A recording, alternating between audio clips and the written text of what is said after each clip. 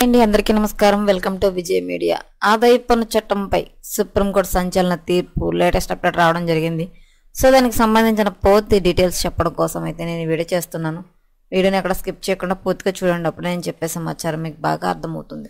అలాగే వీడియో నచ్చితే కనుక వీడియోకి లైక్ ఇచ్చి నన్ను సపోర్ట్ చేయండి. కొత్తగా ఎవరైనా ఛానల్ చూస్తున్నట్లయితే కనుక తప్పకుండా సబ్స్క్రైబ్ చేసుకోండి. అప్పుడే నేను పెట్టే మరిన్ని లేటెస్ట్ అప్డేట్లన్నీ నోటిఫికేషన్కి అయితే వస్తాయి. అలాగే వీడియోని లైక్ చేయడం వల్ల వీడియో కొంతమందికి రీచ్ అయ్యి ఇన్ఫర్మేషన్ మరి కొంతమందికి అయితే రీచ్ అవుతుంది. సో లేట్ చేయకుండా ఆ వివరాలు ఏంటో చూద్దాం. ఆదాయ పన్ను చట్టం ప్రకారం విధిస్తున్న మూలం వద్ద పన్ను కోతను రద్దు చేయాలని కోరుతూ దాఖలైన ప్రజా ప్రయోజన వ్యాజ్యాన్ని ప్రపంచంలో దాదాపు అన్ని ప్రాంతాల్లోనూ టీడీఎస్ విధానం ఉందని, దీనికి మద్దతుగా పలు తీర్పులు ఉన్నాయని సుప్రీంకోర్టు ప్రధాన న్యాయమూర్తి జస్టిస్ సంజీవ్ ఖన్నా, న్యాయమూర్తి జస్టిస్ సంజయ్ కుమార్లతో కూడిన ధర్మాసనం పేర్కొంది.